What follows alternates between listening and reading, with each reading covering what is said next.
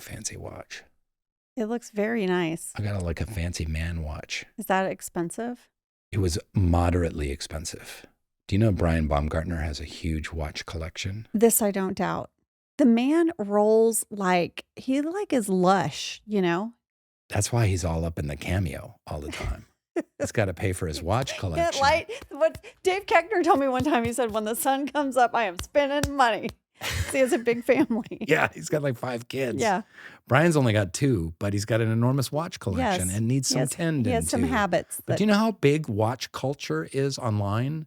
Because I just wanted to look up something about this watch that I got. And now, because of the algorithm, on my YouTube channel, I'm just getting all these watch reviews and people pulling out the $50,000 bling Rolex. It's me and hummingbirds. That's it. There's this guy in the Pacific Northwest in Oregon. He's like the hummingbird guy. Does he do time lapse kind of cameras and slow mo? And they're yes, and they're like. Did you see the documentary? And their tongues are anything with otters. It's just oh my god, so cute. They're so cute. Stinky though. Have you ever been up close with an otter? I haven't been up close with an otter. I have fed an otter. That's what she said. That doesn't quite work. It didn't quite work. What's it? Where on her body is the otter? It's just a euphemism for a stinky, hairy part of the body. What? Wilson. Not that. No. The penis, not the vagina. God, woman, get your mind out of the gutter. Oh, Lordy. So tell me, they stink in person? Well, they just love a lot of smelly foods. Right. So, abalones. They kind of come up and they take it and they roll kelp. It and they eat it. Yeah. It's like flamingos. Have you ever gone and seen some flamingos? There's a lot of scat. There's a lot. Yeah, there's a lot of poop. They're pink and they're gorgeous. Gorgeous. And then it's stinko. Yeah. Yeah, that is a problem. Mm-hmm. We have 2 pigs, as you know. I do. Snorty and Amy. Yeah. And guess what? They don't smell. Because pigs don't smell. They don't. They like to roll in mud. True. Mm-hmm. But you can just hug them and snuggle them and pet their bellies. And there's some dirt there, but no smell. And they're clean. I mean, it's weird. Other than the mud on them, they're clean. Do you know what I mean? They pee in the corner. They don't smell. And they're very they're tidy. They're tidy and they're appropriate. Right. They're so adorable. You don't eat bacon anymore, right? Didn't you say you stopped? I thought you told me you got attached to your pigs and you stopped eating bacon. I did tell you that. So, Angela. Hey there, it's me, Rainn Wilson, and I want to dig into the human experience. I want to have conversations about a spiritual revolution. Let's get deep with our favorite thinkers, friends, and entertainers about life, meaning, and idiocy. Welcome to the Soul Boom Podcast.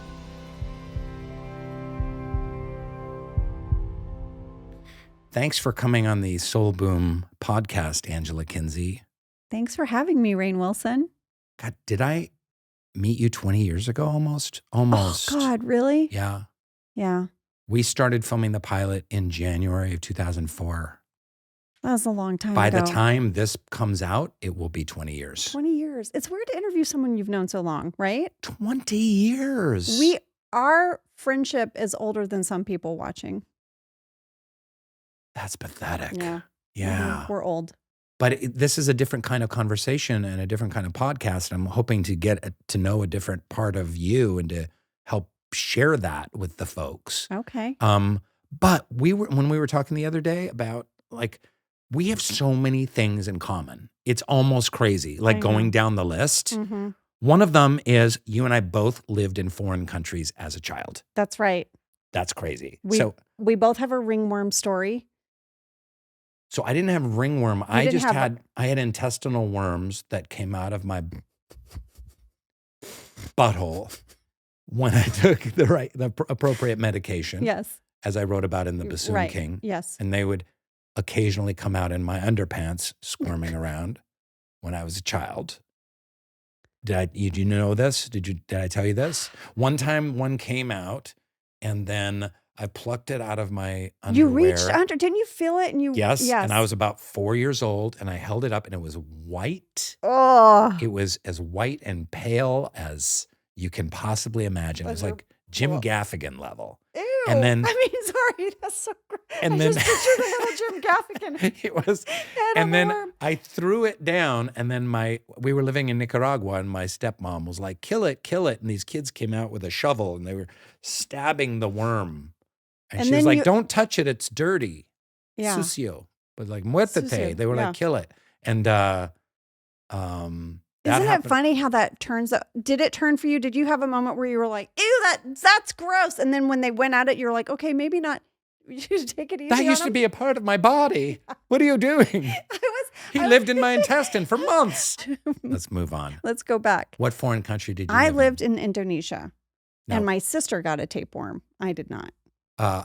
A tapeworm. You didn't get any worms I that didn't you get know? any worms. Mm-mm. Okay. No, Did you have any strange diseases? I also had amoebic dysentery. Top that. I didn't. Okay. What? I can't top it. Indonesia's next to Malaysia and the Philippines down there, right? Yeah, it's near Singapore, Yeah, Australia. Right. What island were you on, or city, or town? I or was what? in Jakarta. Okay. It's the island of Java. Okay. Mm-hmm. And do you speak any Indonesian? Saya sudah lupa banyak. I said I've forgotten a lot. Sekarang saya bicara dengan teman-teman saya. Right now I'm talking to my friend. How many years did you live in Indonesia? 12 years. 12. Can you say, Probably not. Whatever you're going to Help. say. help, there's an elephant in my kitchen. I don't know. Somebody get me a waffle iron. No. So you can't say I that? can't say that. I've forgotten. Can you too say, many of hello, those. my name is Angela? Apa kabar? Okay. Namanya saya. Angela. Angela. Okay, well done. But I've forgotten the word for elephant. But what do you remember about this Texan oil family? Yeah. Your dad worked in the Yeah. oil industry and went Louisiana over and Texas. to go get oil out of Indonesia. Yeah, he was a drilling engineer, Mm-hmm. and he was transferred there in the 70s. It was a very small expat community at that time. Most of my friends were from all over the world. And it was magical. I look back on it now with such fond memories. I think about all of it, and it plays out so vividly in my mind. Were there monkeys? Yes, and here's the thing: we had like field trips, Yeah. So like my school had a field trip, but we went to an orangutan sanctuary. Oh, But orangutan is orang hutan, which orang is person and hutan is forest. It's like person of the forest. wow. Forest Yeah. person. Like Forest Creed. person. Yeah. Like Creed. Like Creed Bratton. And I, whatever. I feel like the places that we went to, we would go out to the Thousand Islands, Kepulauan Seribu. Is that where they came up with the salad dressing? That's so American. That must be where my dressing's from. Yes. I'm American. Yeah, I'm American. Yes, in Indonesia they were like, let's find a dressing. No, it's a It's mayonnaise and thousands of ketchup, islands. by the way. It is with a little bit of pickle. No, I don't know. that's Optional. that's like special sauce. Yeah, that's like a Burger King sauce or That's a something special like that. sauce. Sorry, I keep interrupting you. No. But it's fun, and I love I you. love it. So what other memories of Indonesia? The islands, the Thousand Islands. Okay. Your salad dressing islands. We would go out there all the time. I remember waking up hearing a noise and went out, and the trash can was made of wood. It went like this. It had a little wood lid, and there was a Komodo dragon coming out of it. He'd cool. taking our trash. Komodo dragon eating your garbage. Yes. That's yes. amazing. I remember I feel like so many of my memories are animals, but I was a Right. kid. There was noise in the ceiling, and there was a mongoose in the ceiling. A mongoose in the Mhm. ceiling. My That's amazing. parents were trying to teach me the value of $1, so I would get an allowance in rupiah, Okay. and they would make me convert that to US dollars and see how far my money would go. And they came home one day, and my mom heard this like really loud noise, like, "Rah, rah." And I saved up my rupiah, and I'd bought 2 Batak parrots because Oh this my man was God. walking by, and he had parrots. So I used all my allowance and bought And these bought parrots. parrots. And my mom had these little tiny budgerigars, what our Australian friends call them. I think they're like parakeets. Okay.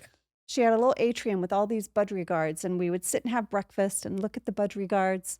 And there was a little waterfall trickle rock thing they would wash themselves in. And I released the Batak parrots into this little atrium, and there was Bloodshed. devastation. Yeah. Who attacked who? Oh, the Batak parrots, they they Killed all the killed little them all, guys. and then they started taking the atrium apart, like pulling it apart. Oh my God. It was, yeah. So when you live in tropical places, the animal life is much richer and much closer, Mhm. right? Because we lived in Nicaragua. We had a pet sloth for a while. No. Yeah. And true story, sloths are really strong and very slow. So we would put it in its cage at night, close the cage. In the morning, we would wake up. The cage bars had been pulled open and the sloth was nowhere to be found. But my dad would go and somewhere within a 30-foot radius, he would find it because Find it's him. not going away. He's trying to get away, but really slow. Poor And he would guy. take the sloth and put it back in the cage and go, bend and just repeat over and over. It's like Groundhog Day with a sloth. But we had a monkey that came into the kitchen repeatedly and would try and eat our sugar. And we had a parrot named Jose, and he only said Jose. Sort of, Jose. Yeah, and lizards everywhere. Chock-a-block with lizards. It was nuts. Lizards, yeah. Yeah. The first time I was on David Letterman, that was like such a big deal, like our show was pretty new and we hadn't done a lot of talk shows. And the segment producer was like, "We see you grew up in Indonesia. Do you have any stories about monkeys?" I said, "Well, I have one story." And he was like, "Great, Dave's going to love this." So I was like, prepared the beats of my story. It was basically my friend Becky, who was from Canada. Her family had a Wait. I don't want your goddamn recycled David Letterman but you stories have to hear on this this. podcast. Wait, This is not no. what we're. You have to hear what he said, though. Okay. Because we always talk about like, oh, you get your beats of a story, right? And you're prepared. Yes. So Becky from Canada, her family, they adopted a one-armed gibbon monkey. Okay. They made a big, why are we laughing? That's a gibbon. This is horrible. Get it? That's a pun. That's a gibbon.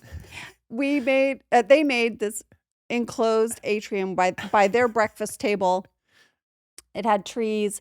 You could see the monkey. Filled with spider monkeys, and that gibbon ripped them apart. It was like devastated. So Becky was like, "You got to come meet the monkey." So I went in the cage.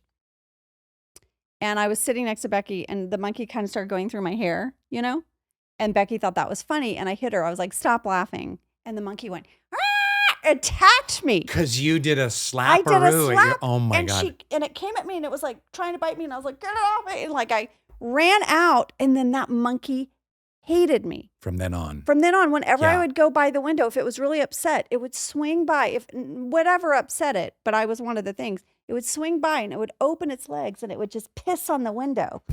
Like it would just be. When you came by, the monkey would piss in your general direction. It would swing by and piss at me. And I told that story. Like Creed Bratton. And poor Creed, he's going to be like, "Hey." So I told that story on Letterman, got a big laugh. And then it went quiet and he goes, "Why'd it have one arm?" That was not in your prepared story beats. I think it swung on a power line, and the whole crowd went, And then you lost them. Then they hated you. And I was like, Like, "Oh no, animal cruelty." I know.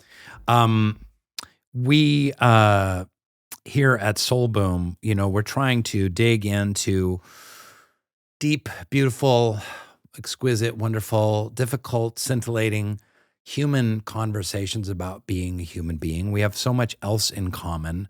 And I want to segue to something else that we both have in common. And this is a very awkward segue, but I think it's important. Life is awkward. Life is awkward. Awkward pauses fill the office. So let's go there. We both lost our fathers. Mine was a little over 3 years ago. Yours was 9 years ago, right? Yeah. And how has that affected you? Because I find for me, like, it's the first real deep, palpable death that I've experienced. I've lost some friends along the way, but someone so primal to me. And I know my father was just so important to me growing up, and your father was so incredibly important to you.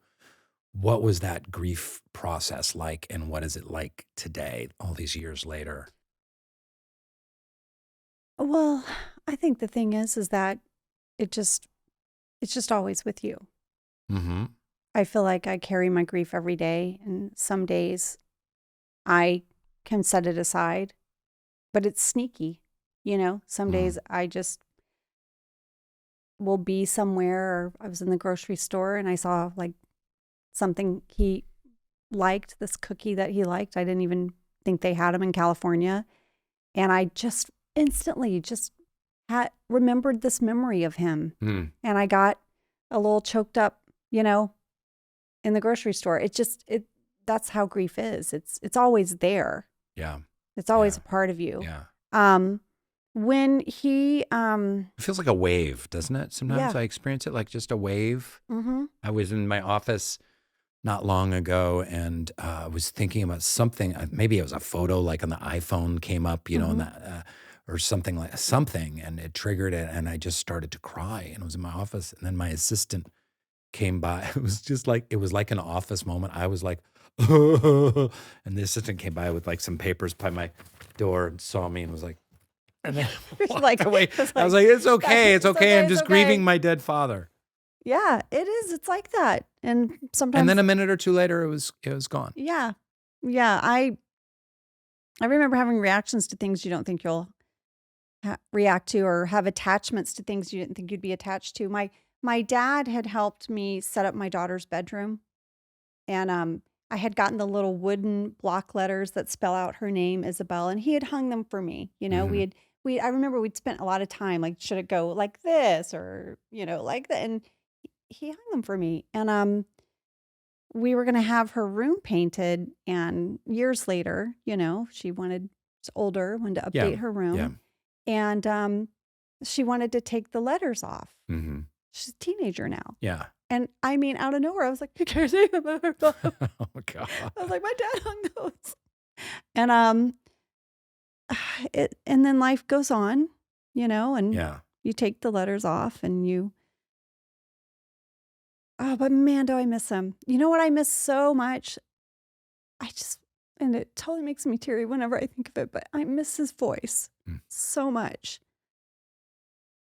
He was the person I would call, he was my life anchor. But,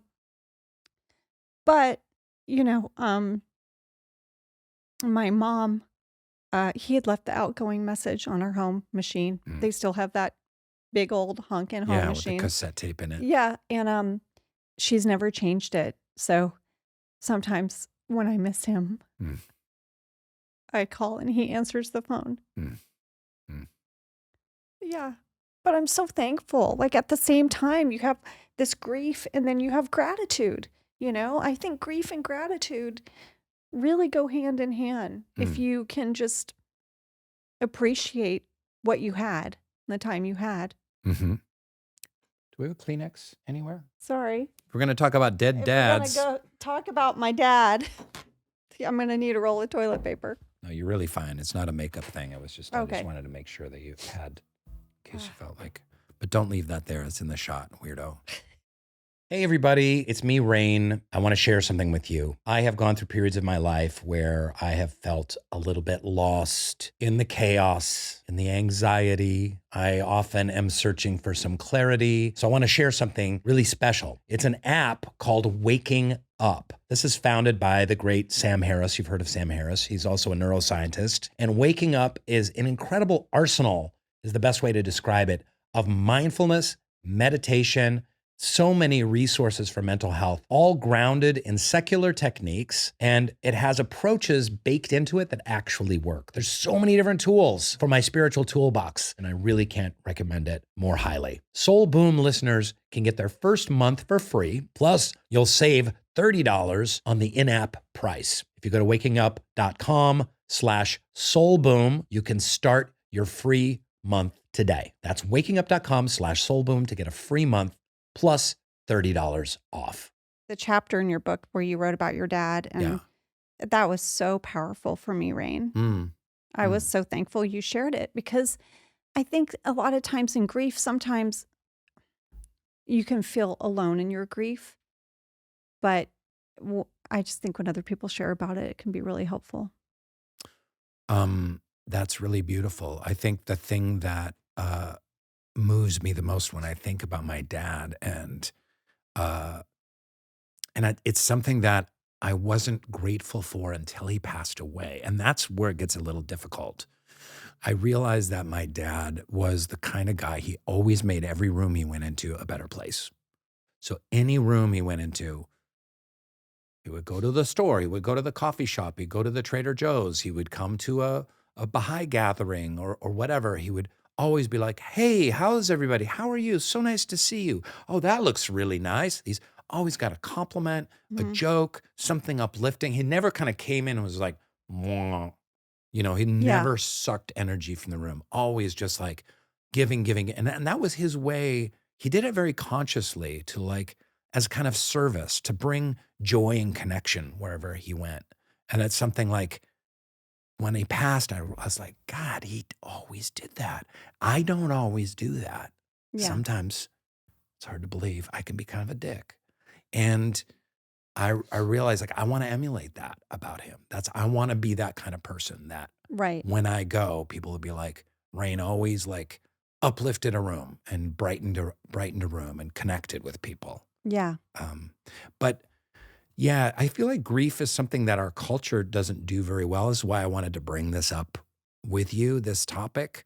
And it's not something we talk about or discuss. It's death is verboten. Oh, it's dark, it's depressing. We can't talk about it. But like you say, it goes hand in hand with gratitude, and it goes hand in hand with life. So we appreciate Yeah. life. Yeah. The reason that so many Native American traditions would say today is a good day to die is because they weren't going to go die that day. We're on the field of battle necessarily. They were like, am I ready to die? Have I cleaned up my messes?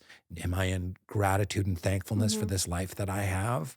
So, what have you learned about grief from your losses and the losses of your friends?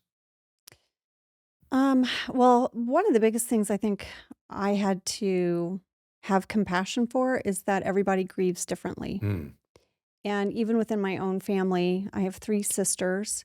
Um, you know, we experience loss with a few family members, and not just my dad. My nephew passed away as well a year after my dad. And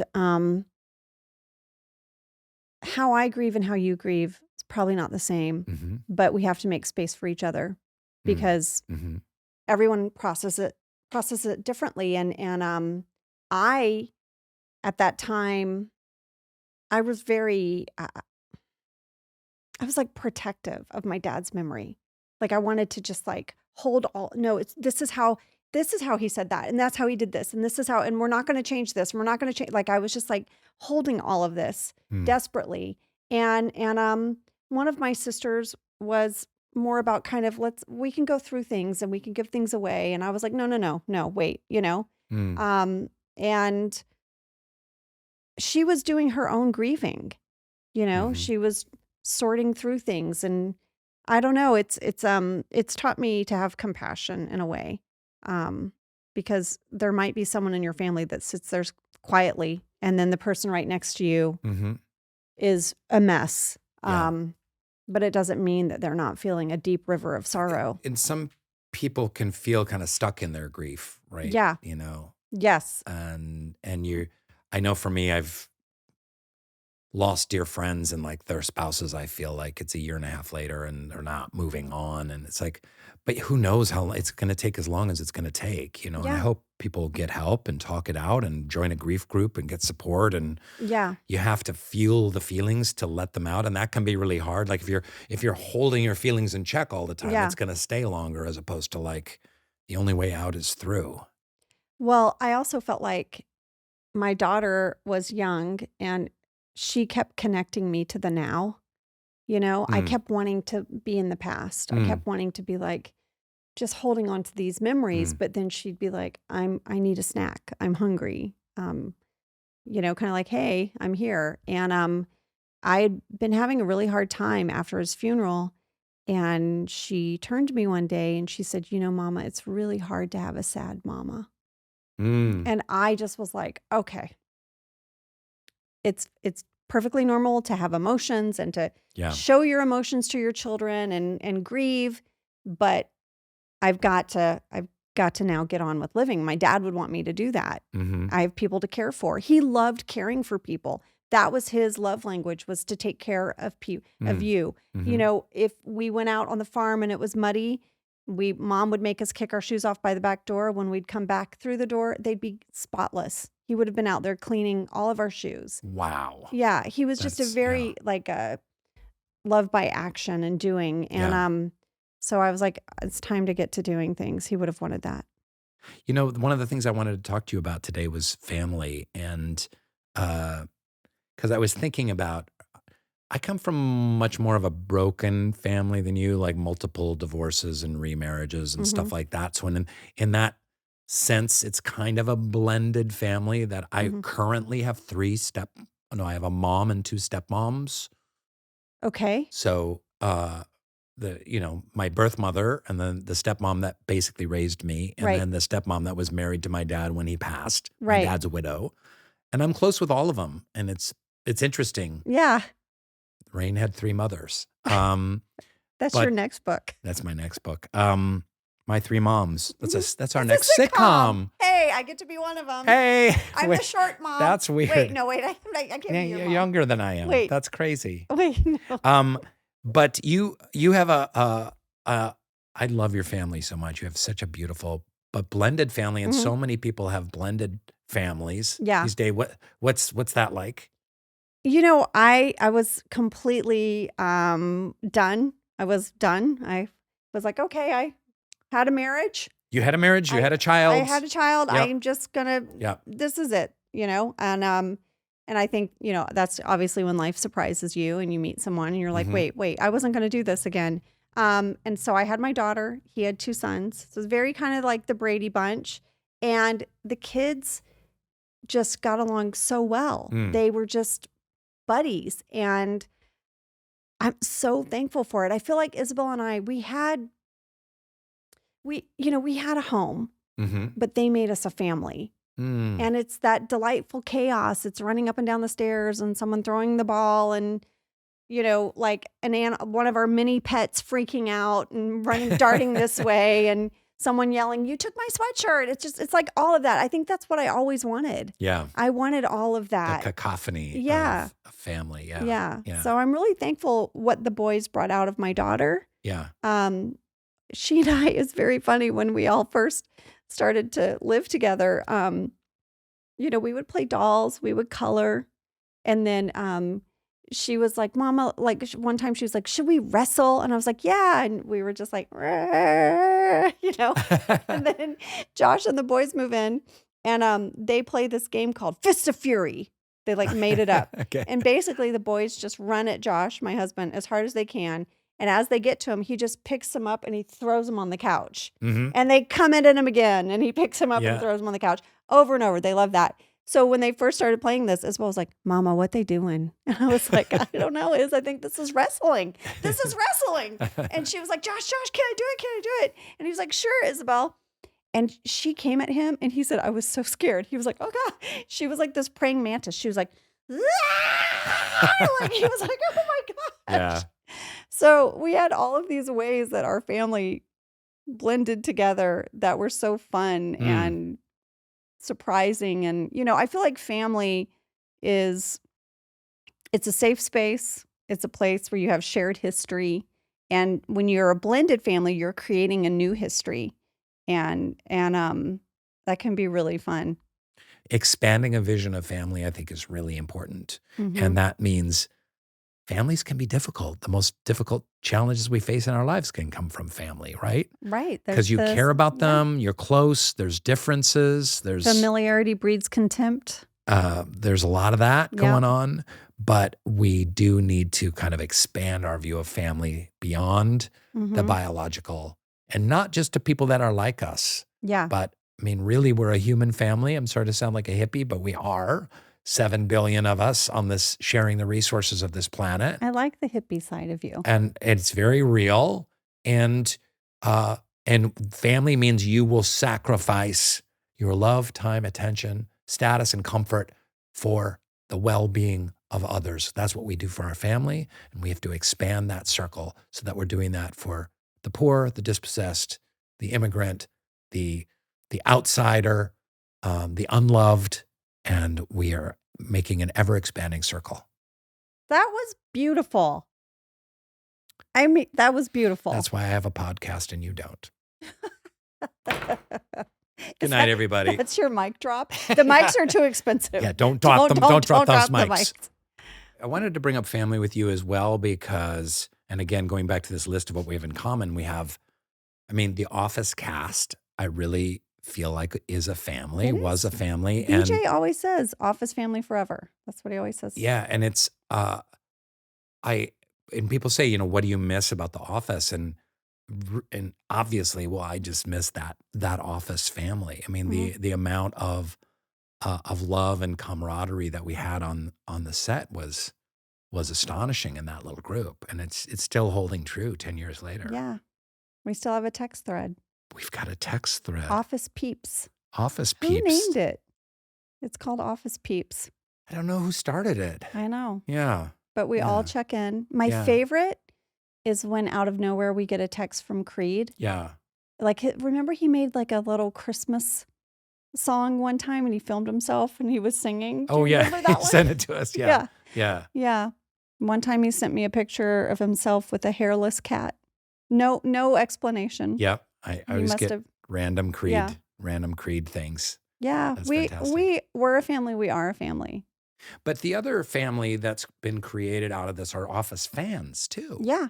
And that's been astonishing. I always tell this story, like we started The Office, we weren't trying to like be of service to anyone or help assuage their mental health issues and their anxiety or create a community or bonds of love or, you know, a solace for people that, you know, they would watch episodes before they'd fall asleep or like Billie Eilish watch episodes from the moment they wake to the moment they go to sleep. Like we didn't really, we just wanted to get a paycheck and pay off student loans and maybe buy a house or just be on a TV show. Yeah. I was so excited. I bought a Honda.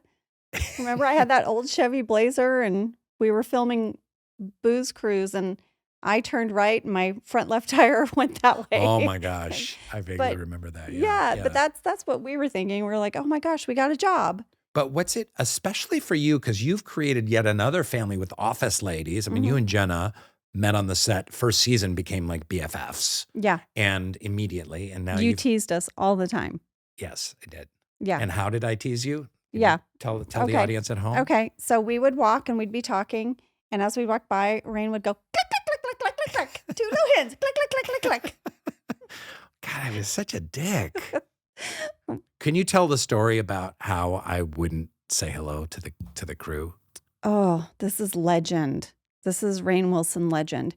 So one day we're on set. It was like a Monday afternoon. And you had already done a lot of your like, hey, good morning. How was your weekend? Good morning. How was your weekend? And then you just turned to everyone. It was like 11 a.m. And someone must have said to you, hey, Rainn, how was your weekend? And you're like, can we all just be done?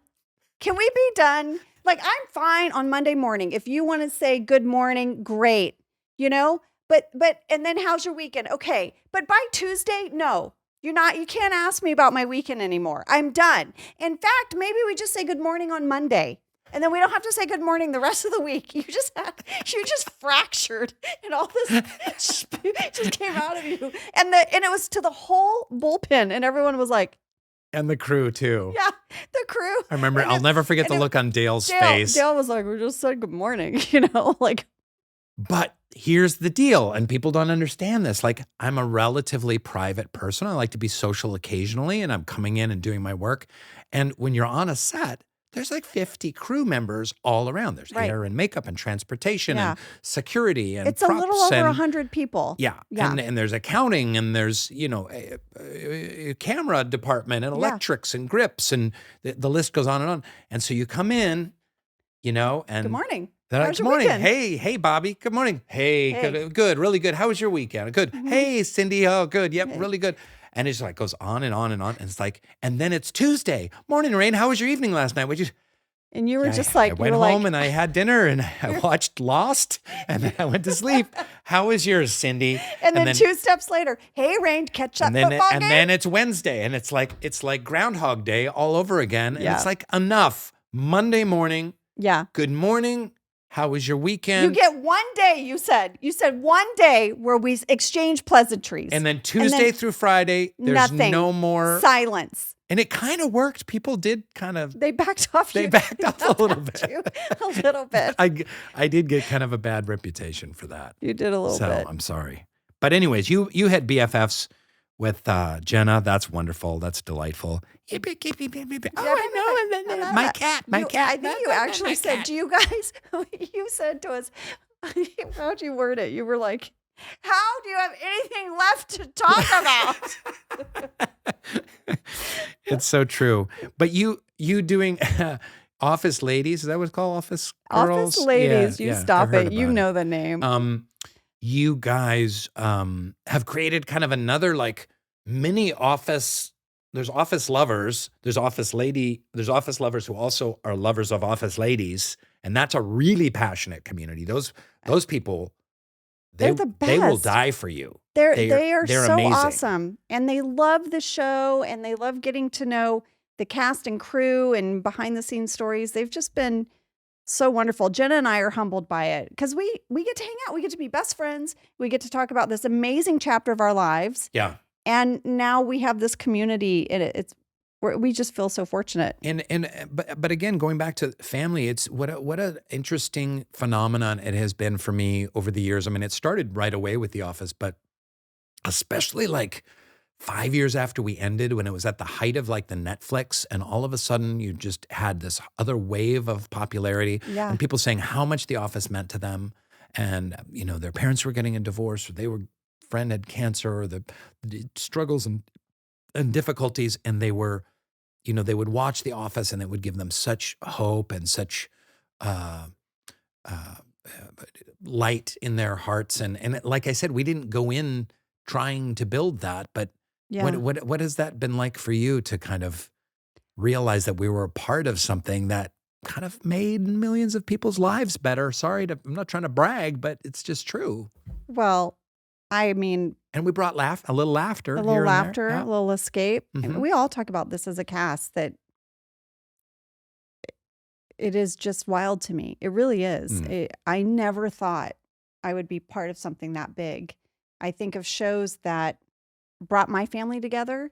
You know, we don't have what's it called, destination television anymore. Yeah. Where it's like, okay, everybody, Thursday at 8:00. If you don't watch it Thursday at 8, it's gone. It's gone. Yeah. Right. So everyone gathered around. But I feel like with people being able to rewatch the shows, their parents are showing The Office to their kids.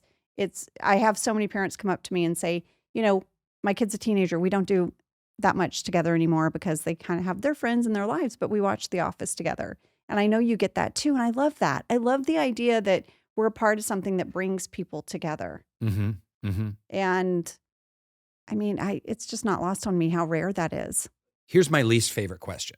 Well, whenever I do some kind of event, I always say like, my favorite episode is the injury. And I say, why?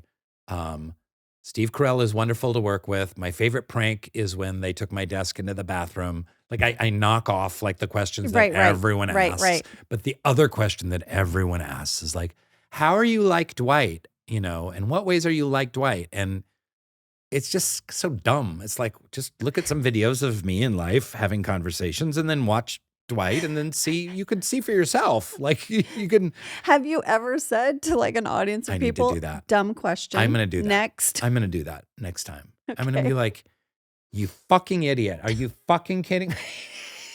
No. Just watch The Office and then watch an interview with me. You tell me. You tell me how I'm like my character. How am I like you? I don't know. Yeah. I'm living it from the inside. But I do want to ask you this, and forgive me because I know that there's an annoying factor or quotient to this question. But you grew up Christian. Yes. Mm-hmm. And had a very kind of loving, wholesome relationship with the church, with prayer. My mom taught Sunday school. She still teaches a Tuesday ladies Bible study. Oh, that's beautiful. Mm-hmm. And you kind of infamously, especially for the first, 4 years of the show, were like the uptight Christian cat chick. Lady. I mean, I was literally labeled that by Roy. Yeah. So what was it like playing uptight Christian chick versus you having this very kind of like warm, meaningful relationship with your faith and your family. And was there?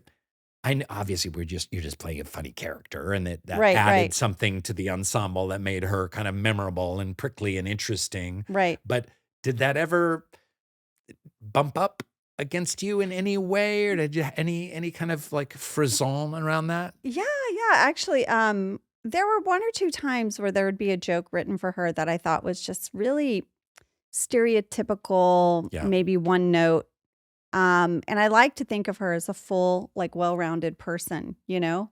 I do remember there was a particular storyline between Angela and Oscar where Angela was being super judgy. Okay. And I never went up to Greg about any joke, but there was a joke at Oscar's expense. And I went up to Greg and I was like, I can't. She sort of, I think Angela Martin invoked Jesus in the moment. And I just was like, I don't feel good about it. I Yeah. don't feel good about that. Yeah. I don't Mhm. feel like that's what Jesus represented to me. And he was like, okay. And he heard me and he took the joke out. And the episode, it was Gay Witch Hunt, had so many already, Yeah. Mm-hmm. But that's the one pivotal moment I remember being like, okay, this is feeling like a stereotype and very one note. And I feel like she has more depth than that. I mean, spirituality is one of the topics we're going to be diving into on Soul Boom.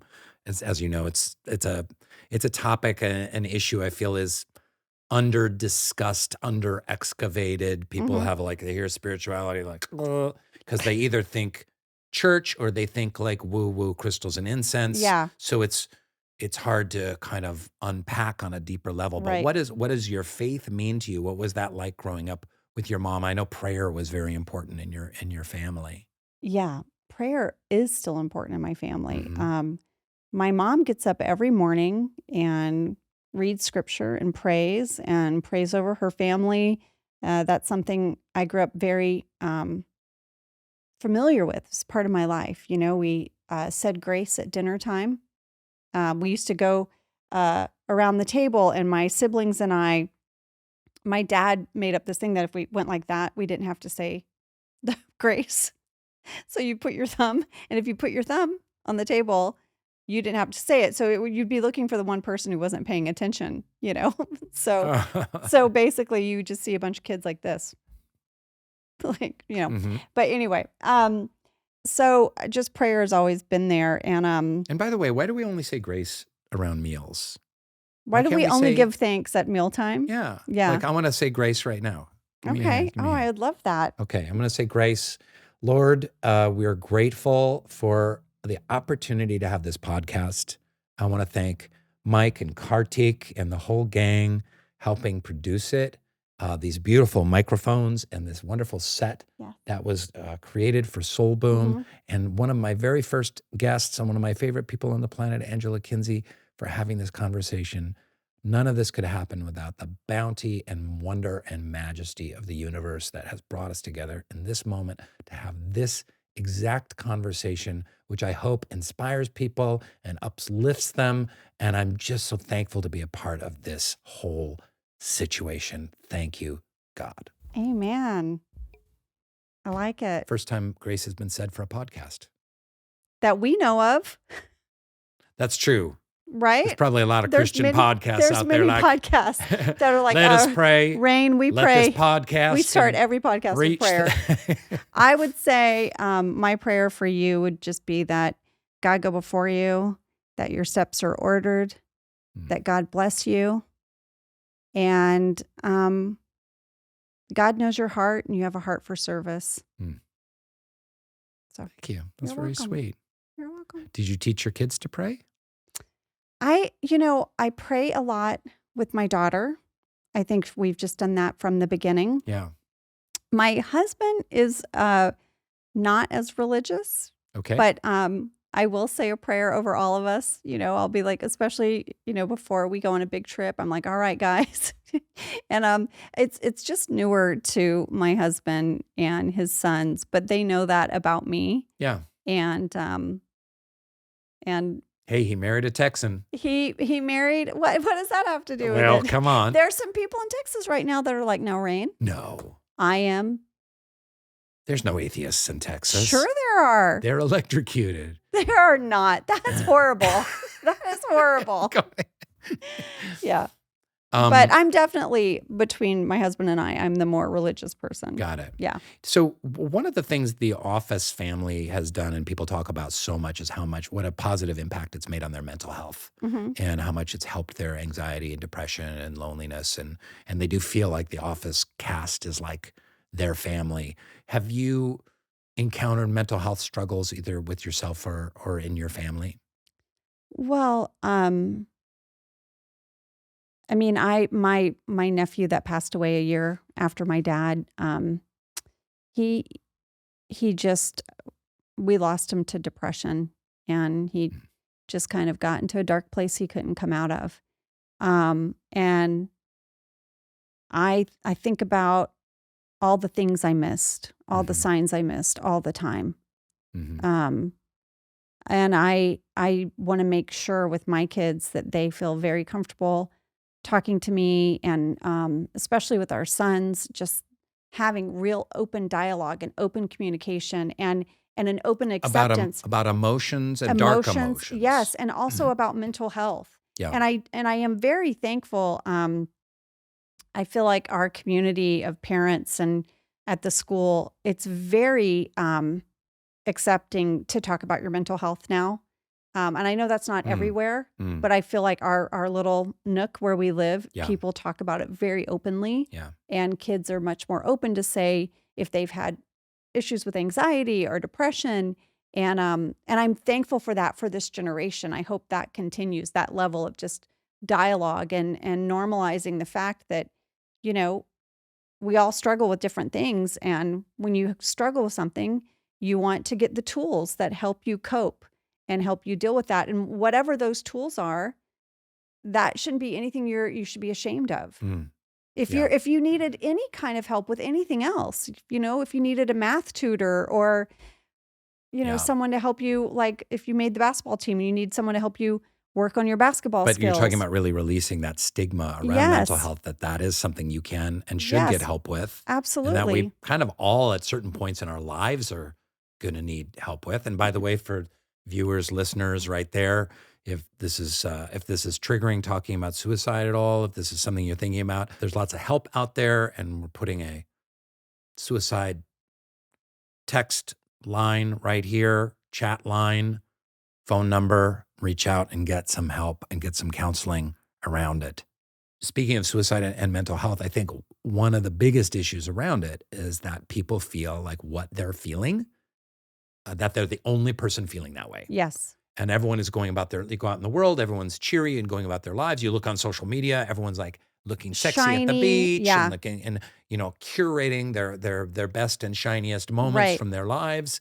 And you have to understand, and because I've, as you know, been speaking about mental health stuff a lot recently in my own struggles and ups and downs, and people are so grateful because I think they're, you know, to hear that, oh, a celebrity, a wildly handsome celebrity like myself would be struggling, you know, with anxiety or depression or loneliness or addiction or any of these issues, are like, oh, I can relate. I think that means a lot. So it's super important to reach out and get help and understand that you really are not alone. You might feel alone, like you're the only person in this black pit that is feeling this way. Trust me, there are millions that are feeling that way. Find a way to connect and understand that people have felt this way. They've gotten through it, and they've gone through it and gone through to the other side and gotten, like you said, tools to help them get out of it. Yes, I think that's so important. I think the thing, especially as we're getting older, because we are, Rainn, you're getting older. You're getting older. Have we haven't done anything yet. Are we going to do stuff? No, but as we get older, I just grow a beard over my jowls. Well, it's coming for me, I'm sure. You're gonna grow a beard? I'm going to grow a beard. But as we get older, I just find it so important that people understand that not only are they not alone, but that other people want to see them. They, you know, people want to be seen, but to know that people want to see them. They want to help. Yeah. Yeah, I was talking to Arthur Brooks, the happiness expert and whatnot, and he was talking about like get off your phones, phone detox, social media detox, look in people's eyes, Yes. touch, conversation, and hug, high five in Mm-hmm. the room. It's so important to It's just so important. humans thrive with dopamine and oxytocin released in the brain through real connection, not the connection of a heart and a like and a thumbs up on the social media, which you are on way too much because you're constantly liking all my wife's posts. I'm not on it that much, but I love your wife's posts.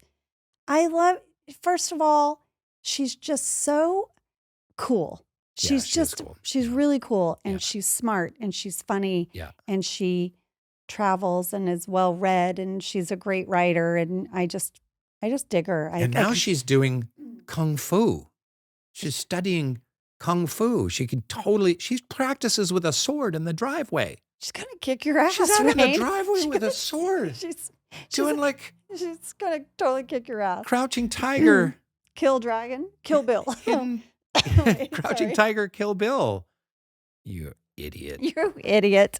Rainn, by the way, always calls my children, "Hey, idiots." They love it. Yeah. They can't get enough of it. Yeah. He's like, "What's up, idiots?" They're like, Right. "Rainn, funny." They are a little slow. They are not. No, well, it's They are okay. It's brilliant. okay to be. You stop it.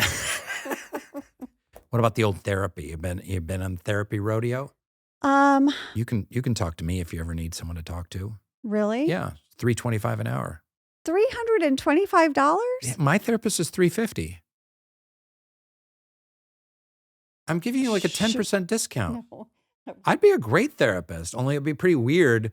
People would be like, "Oh, you guys." Dwight is my therapist. No, dude. My friend went to a therapist, and he's like, "My therapist used to be the drummer for Devo." No. Yeah, Come on. I'm serious. Crack that whip. Break your mama's back. That guy's a therapist, apparently. No. If I'm getting the instrument right, it may have been the bassist. I don't know, but someone from Devo is a but therapist. I would totally go be a therapist. But that would be really weird for people to be like, "Dude, Dwight is my therapist," Also, he doesn't like to say good morning. and he won't say hi to me He when I doesn't come want to hear in. about my weekend. He doesn't my really want to God. hear about my life. And he has a pet monkey with one arm. Call back. This is called calling back. She comes from the world of improv. We're calling it back. I do. What do you think Dwight and Angela's family looks like? Speaking of family, little Philip, like how many kids do we have at this point, 10 years later? What is going on at Schrute Farms with us? I know everyone asks this question. Yeah. What do you think? Let's figure this I out. mean, listen, they started having kids a little later in life. How many kids do we have? I feel like they've got like 5, At least. right? Minimum. Minimum. Yeah. Because they need He just put her to work to breed and sow they need his people to work seed. the farm. Yeah. Yes. Straight up. Straight up. Free labor. Free labor.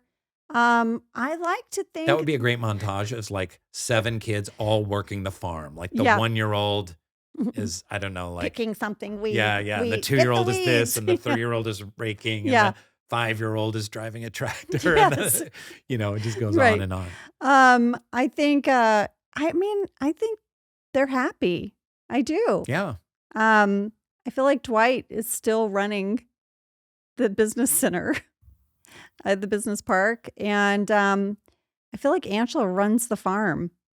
I Okay. do. Yeah. Mhm. I think Dwight doesn't work as a paper salesman or Dunder Mifflin anymore, but I think the landlord kind of thing. That's what I think. Maybe he owns half of Scranton. I feel like he's bought up things. He keeps Yeah. seeing like so he owns the business park and Yeah. he's bought he probably owns the sign that says Electric City. They have to charge him when they turn it on. I think he probably started and bought like the laser tag emporium and some stuff like that, or like He's a got paintball range. You know what? I bet there's Schrute escape rooms. Oh my God. There's a Schrute escape room. Schrute escape rooms. Yes. Mose works there. Mose works at the escape Yeah. room dressed in his fear thing with like a Yes. scythe and Exactly. like blood coming out of his. Yeah. And what if they're escape rooms that are unsolvable? Exactly. Exactly. There's then they end up on a true crime podcast. Oh my God.